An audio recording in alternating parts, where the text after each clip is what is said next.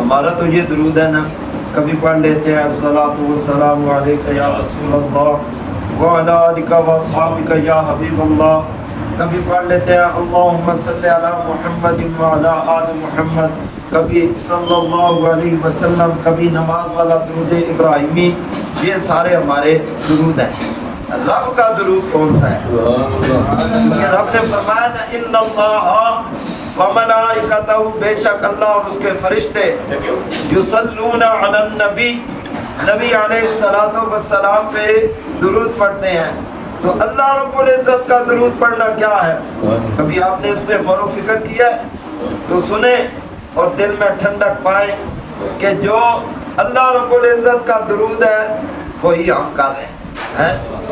بخاری شریف کے اندر جسے اصح الکتاب کہا جاتا ہے، اس کے اندر امام بخاری رحمۃ اللہ علیہ نے یہ لکھا ہے کہ میرے استاد المکرم حضرت ابو العالیہ رحمۃ اللہ علیہ فرماتے ہیں اللہ رب العزت کا یہ درود ہے صلاۃ اللہ ثناؤہ عند الملائکہ، کہ اللہ کا درود یہ ہے کہ اللہ فرشتوں کو جمع کر کے اپنے محبوب کی تعریف کرتا ہے۔ لوگوں، میرے محبوب کی زلف ایسی ہے، میرے محبوب کا چلنا ایسا ہے، میرے محبوب کی گفتار ایسی ہے، تو یہ رب کا درود ہے۔ تو گویا حضور علیہ الصلوۃ والسلام کی تعریف کرنا یہ رب کی سنت بنی۔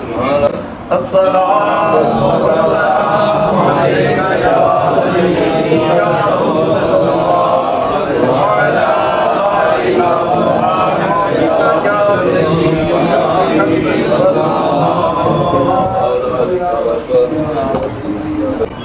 حمد و ثنا کے بعد انتہائی واجب الاحترام بزرگوں اور دوستوں، آقا کریم علیہ الصلوۃ والسلام کی ولادت بعد سعادت ہوئی تو دنیا میں انقلاب برپا ہوا کہ مشرق والے درندے جانور وہ مغرب والوں کو مبارکیں دینے لگے، ہاں جی، خشک دریا چلنے لگے اور جو چل رہے تھے وہ خشک ہو گئے، یہ انقلاب برپا ہوا۔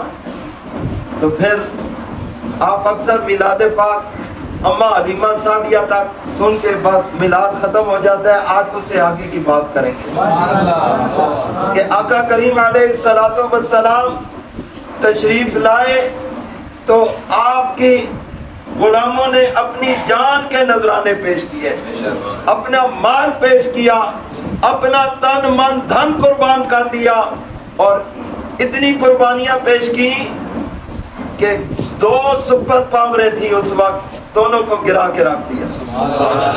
ہم تو چاند چڑھتا ہے اس بحث میں پڑ جاتے ہیں، پتہ نہیں صحابہ نے منایا ہے کہ نہیں۔ وہ یار جنہوں نے اپنا تن من دھن، اپنی ساری جمع پونجی حضور پہ لگا دی، وہ 2 دیگیں نہیں پکا سکتے تھے۔ تعجب کی بات ہے نا۔ حضرت صدیق اکبر رضی اللہ تعالیٰ عنہ ہجرت کے بعد آقا کریم علیہ الصلوۃ والسلام کے ساتھ چل رہے ہیں، کبھی دوڑتے ہوئے آگے چلے جاتے، کبھی دوڑتے ہوئے پیچھے چلے جاتے، کبھی دائیں کبھی بائیں۔ آقا کریم علیہ الصلوۃ والسلام نے ارشاد فرمایا اے صدیق، یہ کوئی چلنے کے انداز ہے؟ یہ کیسے چل رہے ہیں آپ؟ عرض کی آقا، جب مجھے خطرہ لاحق ہوتا ہے، دشمن آگے سے آ رہا ہے تو میں دوڑتا ہوا آگے چلا جاتا ہوں، جب مجھے خطرہ لاحق ہوتا ہے، دشمن پیچھے سے آ رہا ہے تو میں دوڑتا ہوا پیچھے چلا جاتا ہوں، جب دائیں بائیں سے خطرہ ہوتا ہے میں دوڑتا ہوا ادھر جاتا ہوں، اس لیے کہ آقا سب سے پہلے دشمن کے ساتھ میں ٹکراؤں، میرے آقا تک میرا دشمن میرے آقا تک کیوں پہنچے؟ حضور آئے تو پھر حضور کے غلاموں نے اس طرح وفاداریاں نبھائیں کہ اپنا تن من دھن قربان کر، اور فتح مکہ ہوا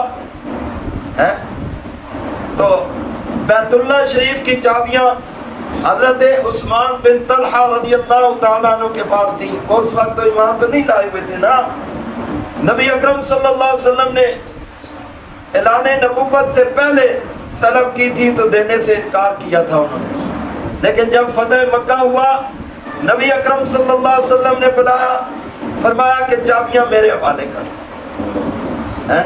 جب پہلے فرمایا تھا تو انکار کیا، آپ نے فرمایا ایک وقت آئے گا یہ چابیاں میرے قبضے میں ہوں گی، میں جس کو چاہوں گا عطا کروں گا۔ تو انہوں نے آگے سے عرض کی تھی آقا اے محمد الرسول اللہ صلی اللہ علیہ وسلم، اے محمد، انہوں نے کہا اس وقت اسلام سے نہیں لائے ہوئے تھے نا، کہ کیا اس وقت قریش ذلیل ہو جائیں گے کہ چابیاں آپ کے قبضے میں چلی جائیں گی؟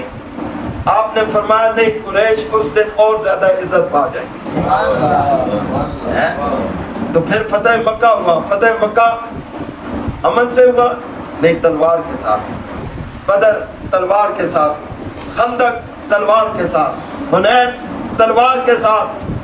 تو آج مسلمان خود تلوار اٹھا نہیں سکتا اور اس تلوار کی نفی کی جا رہی ہے، نہیں جی امن سے پھیلا، امن سے پھیلا۔ نہیں، ایک بڑا دلچسپ واقعہ، حضرت عبداللہ بن جحش رضی اللہ تعالیٰ عنہ اور سعد بن ابی وقاص رضی اللہ تعالیٰ عنہ فارس ایران کی ایک جنگ کی طرف جا رہے ہیں۔ راستے میں دونوں ذرا سب سے ہٹ کے نہ ہوئے اور کہنے لگے، دونوں دعائیں مانگتے ہیں، ایک دعا مانگے گا دوسرے نے آمین کہنی ہے۔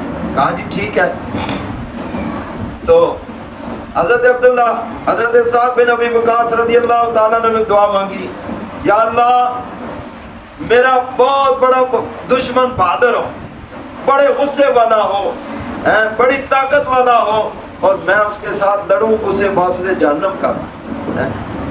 تو حضرت عبداللہ بن جحش رضی اللہ تعالیٰ نے فرمایا آمین۔ اب حضرت عبداللہ بن جحش رضی اللہ تعالیٰ نے دعا مانگی، یا اللہ دشمن بہت بڑا ہو، بہت بڑا پہلوان ہو، اس کے ساتھ میری لڑائی ہو، وہ میرا ناک بھی کاٹ دے، میری آنکھیں بھی نکال دے، میرے کان بھی کاٹ دے، اور پھر میں میدان محشر میں جاؤں، میرا رب مجھ سے پوچھے تمہارا ناک کدھر کیا ہے، میں عرض کروں باری تعالیٰ تیری راہ میں کٹوا ہے۔ مجھ سے میرا رب پوچھے تیری آنکھیں کدھر گئی ہیں، میں عرض کروں باری تعالیٰ تیری راہ میں قربان کرا ہے۔ کانوں کا پوچھے، میں کہوں میرے رب تیری راہ میں قربان کرایا۔ تو صحابہ کرام تو اتنے دلیر تھے۔ فتح مکہ ہوا تو میں جو بات کر رہا تھا، حضرت عثمان بن طلحہ ان سے فرمایا کہ چابیاں لے آؤ۔ تو انہوں نے کہا چابیاں تو میری والدہ کے پاس ہے، پہلے بھی آپ نے مانگی تھی تو اس وقت بھی والدہ کے پاس تھی، میں نے دینے سے انکار کیا، آج میں انکار تو نہیں کر سکتا، میں جا کے والدہ سے عرض کرتا ہوں۔ جا کے والدہ سے عرض کی کہ چابیاں دے دے۔ مسلمانوں کے نبی جناب محمد الرسول اللہ صلی اللہ علیہ وسلم چابیاں مانگ رہے ہیں۔ وہ کہنے لگی کیوں، میں تو نہیں دوں گی۔ کہنے لگے اماں جان ذرا باہر نکل کے دیکھ، حضور آ گئے، باہر نکل کے دیکھ، تو منظر تو دیکھ، تو دیکھے گی پھر تجھے پتا چلے گا۔ جو ہی باہر نکاح ڈالی نا، فوراً چابیاں دی، یہ لو یہ لو۔ یعنی حضور آئے تو کفر پر رعب طاری ہو گیا۔ پھر